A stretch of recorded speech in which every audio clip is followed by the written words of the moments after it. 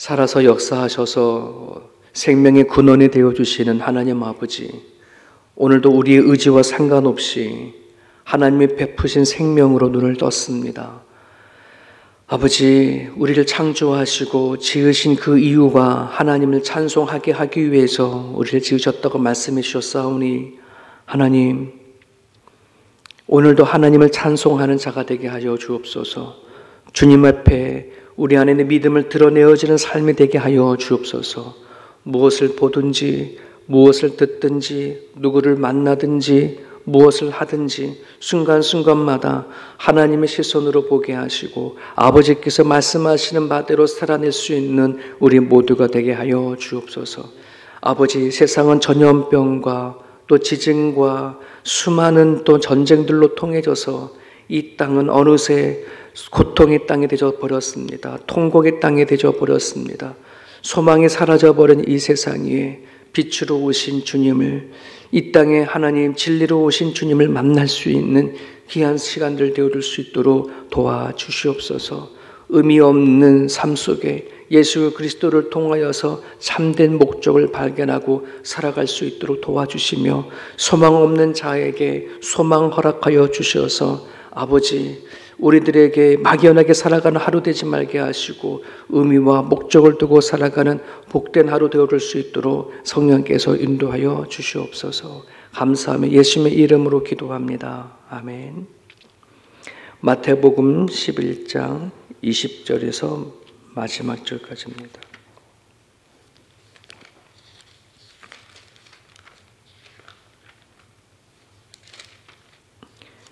마태복음 11장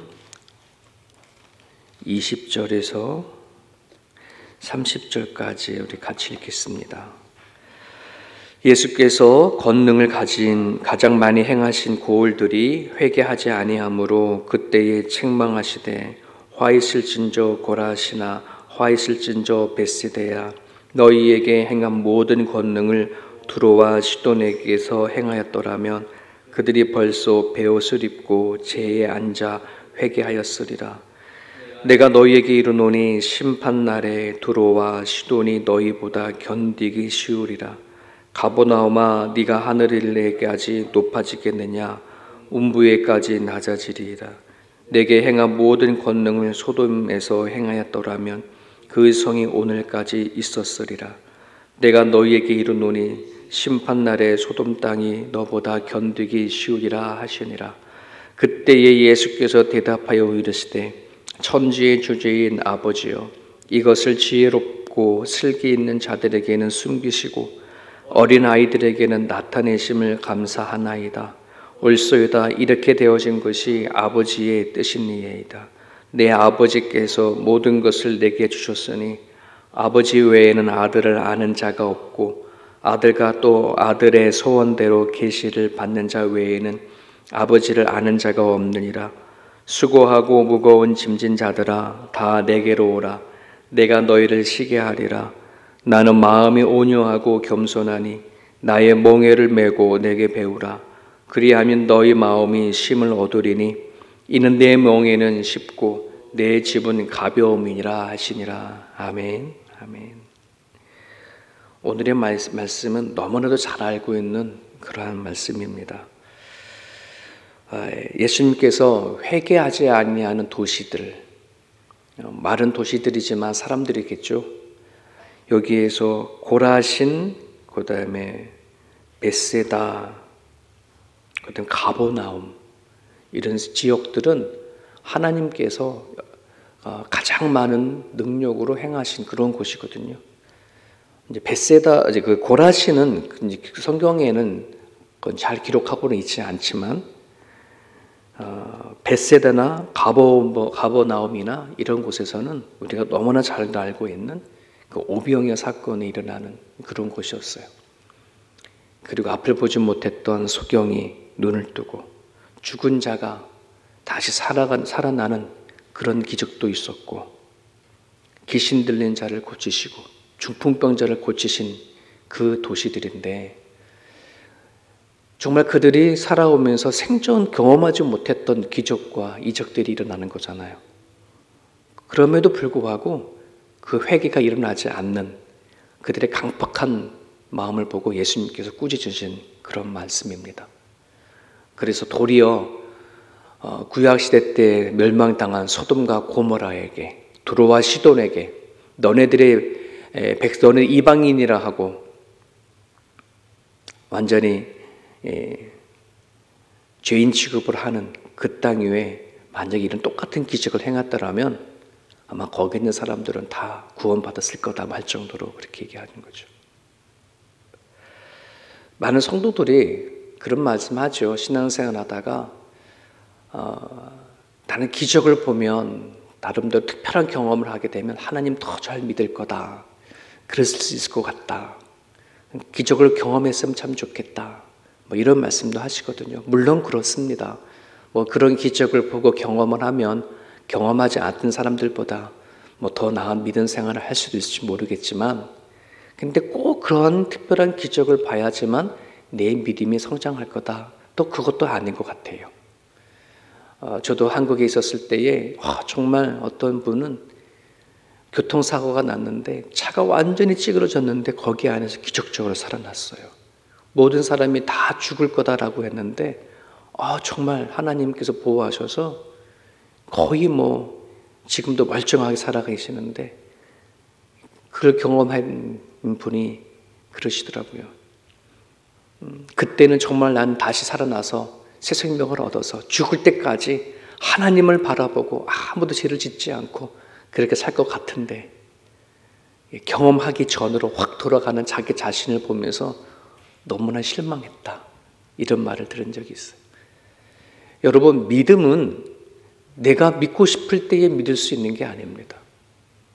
어떤 사람들이 그러지, 복음을 전하다 보면 지금은 때가 아닌 것 같아요.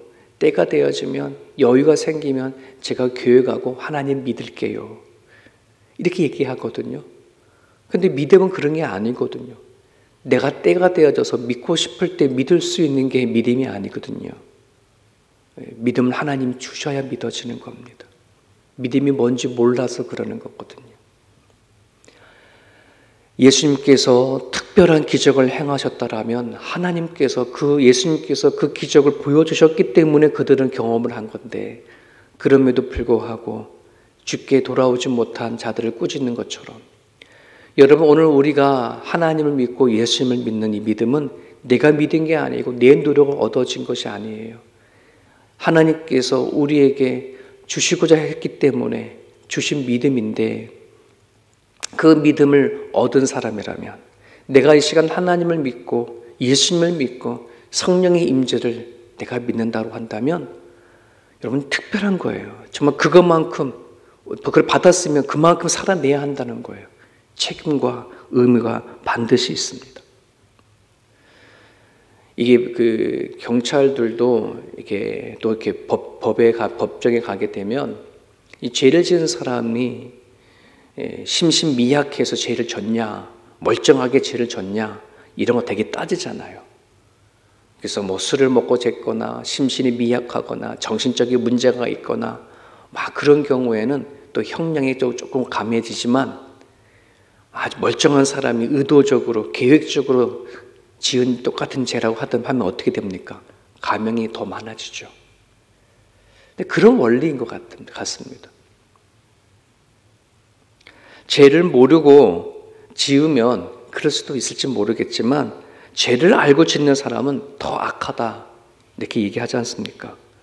누가복음 12장 48절에도 이런 말씀이 있습니다. 알지 못하고 맞을 일을 행한 종은 적게 맞으리라. 무릇 많이 받은 자에게는 많이 찾을 것이요 많이 맡은 자에게는 많이 달라 할 것이다. 어저께도 말씀을 드렸지만 신약 시대에 살아가고 있는, 복음 시대에 살고 있는 우리들은 구약 시대 때 어느 예언자보다, 어느 선지자보다도 더 많은 말씀을 받은 자입니다. 더 많은 부탁을 받은 자입니다. 그러기에 오늘 우리들이 예수를 믿고 신앙생활하고 교회를 다닐 정도로의 그런 믿음과 신앙을 가졌다고 한다 그러면 여러분 주어진 인생을 그냥 쉽게 살면 안 됩니다. 책임과 의무를 반드시 가져야 합니다.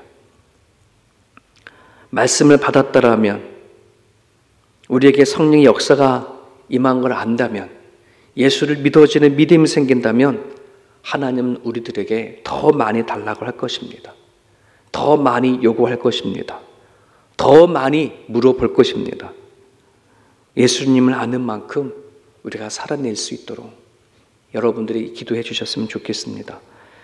계속해서 25절에 보면 주님께서는 이렇게 기도하셨습니다. 천지의 주제이신 아버지여, 이것이라는 천국의 복음이겠죠. 하나님의 나라를 아는 어떤 진리이겠습니다. 이것을 지혜롭고 슬기 있는 자에게는 숨기시고 어린아이에게는 나타내심이 감사합니다. 이렇게 기도해요. 그러면서 뭐라 그러냐면 그렇습니다. 이렇게 되어진 것이 하나님의 뜻입니다. 라고 또 그렇게 기도를 하죠. 여러분, 이 기도의 내용은 뭐냐면 스스로 지혜 있고 똑똑한 사람들은 하나님의 지혜를 깨달을 수 없음을 얘기를 하는 것입니다. 예수님과 함께 온 하나님의 나라의 천국에 대한 비밀은 정말 어린아이처럼 순전하고 깨끗하고 하지 아니하면 정말 낮아지는 마음으로 주님께서 말씀하신 말씀을 받아들이지 아니하게 되어지면은 하나님의 나라를 결코 찾을 수 없고 만날 수 없다는 말씀입니다.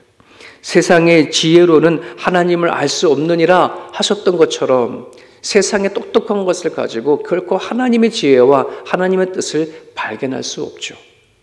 그런데 종종 우리는 이 땅에 살아가면서 내가 갖고 있는 지혜와 내가 가지고 있는 성품이나 인격을 가지고 충분히 나는 내 하나님이 없어도, 예수가 없어도 나는 이 땅에서 착하게 바르게 살 수 있어 라고 말하는 사람들이 있어요. 근데 지금 주님은 그 얘기를 하지 않는 거예요. 그 얘기를 하는 게 아닙니다.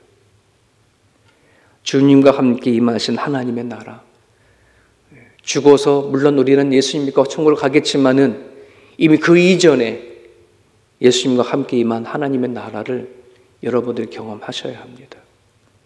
예전에 어떤 목사님이 그러시더라고요.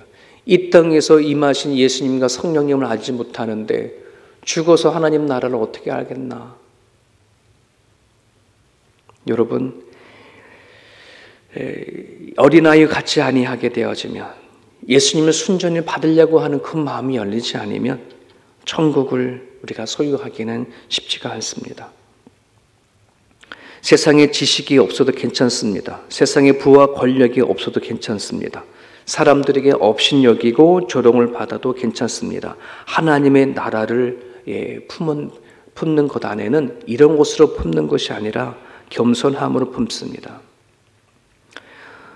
우리가 오랜 세월 동안 신앙생활을 하고 또 머리로 하나님에 대한 존재를 알고 우리가 오랫동안 신앙생활을 하면서 수많은 말씀을 들었음에도 불구하고 우리가 은혜로 살아가지 못하는 그런 사람들이 있다면 아직 그 마음 안에는 하나님의 나라가 임하지 못한 것을 우리는 볼 수 있습니다. 그럴 때에 우리 이 말씀을 꼭 기억하십시오. 우리 마음이 높아져 버리면, 내 스스로 지혜 있다라고 하면, 내 안에 아직도 교만과 자만과 오만함이 남아있으면 여러분, 하나님의 나라는 체험할 수 없고 그 은혜로 살아갈 수 없어요. 잠언 3장 34절에 진실로 그는 거만한 자를 비웃으시며 겸손한 자에게 은혜를 베푸시나니 라고 말씀이 있습니다. 겸손한 자에게, 낮아지는 자에게, 내 자신을 비우는 자에게 하나님께서는 반드시 은혜를 베푸십니다.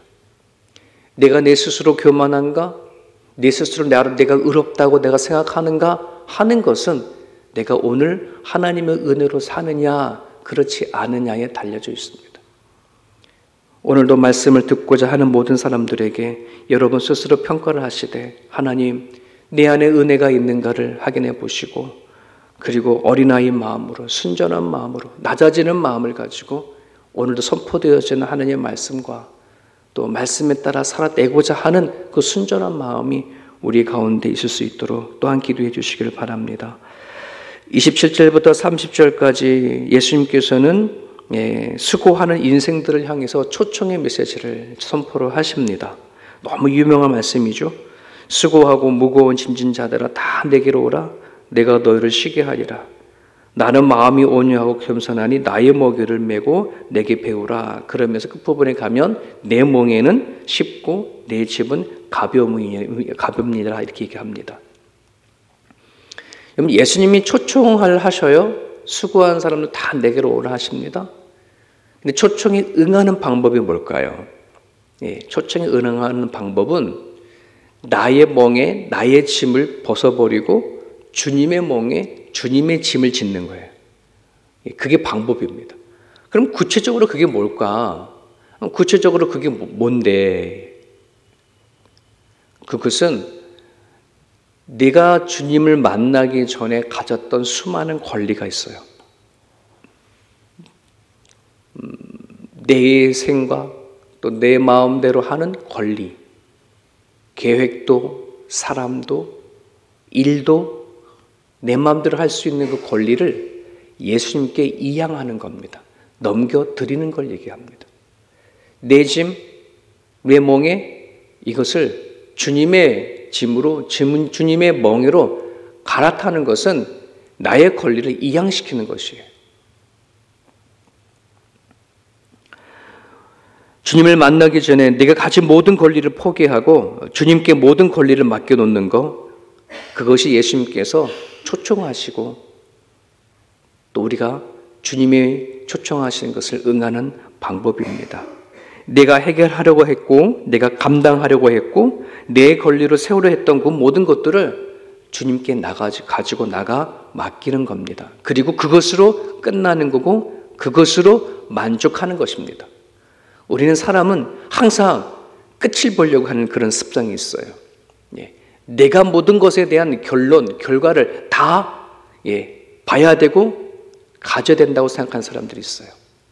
아니요. 권리 이양은 하나님 앞에 기도했으면 모든 결과는 주께 맡기는 겁니다. 저는 다만 우리는 맡길 뿐입니다. 기도할 뿐입니다. 순종할 뿐입니다. 모든 결과의 책임과 결과는 주께 맡기는 것, 이것이 우리가 주의 멍에를 메고 살아가는 것입니다. 예수님께서 십자가의 죽으심으로 아버지의 뜻을 이루었습니다. 예수님도 우리의 인간 같아서서 겟세마네 동산에서 어떻게 해서라도 가능할 수만 있다면 이 고난의 잔을 피하기를 원하셨는데 아버지의 뜻인 줄 알고 그 길을 걸어가셨습니다. 죽는 것으로 어쩌면 본인은 메시아로 이 땅을 구원하기로 왔는데 본인이 죽는 것으로 아버지의 뜻을 이루신다면 저도 기꺼이 죽겠습니다 하신 뜻이 바로 예수님의 걸음이셨습니다. 오늘 주께서 우리에게 요구하시는 것은 권리 이양입니다. 권리 포기입니다. 내가 가지고 있는 모든 권리를, 모든 것을 주님 앞에 내려놓는 것. 그것이 바로 우리가 십자가에 내가 못을 받고 주님으로 살아가는 것입니다. 그러한 사람을 예수님의 사람이라 합니다. 오늘도 여러분들이 이 말씀을 붙잡으시고 주님의 초청행에 여러분들이 응하셔서 여러분을 살리시기를 원하시고 여러분에게 은혜 베푸기를 원하시는 예수 하나님의 마음을 또 그 은혜를 품을 수 있기를 바랍니다. 이 아침 여러분들이 기도하실 때에 내가 하나님을 아는 만큼, 예수님을 아는 만큼 살아낼 수 있도록 기도해 주시고 십자가의 은혜를 여러분들이 제대로 안다면 여러분들 잘 믿고 겸손하게 순종하는 삶을 살 수 있는 하루가 될 수 있게 달라고 이 아침에 기도해 주시면 좋겠습니다. 말씀 붙잡고 우리 자유롭게 기도하시기를 바랍니다.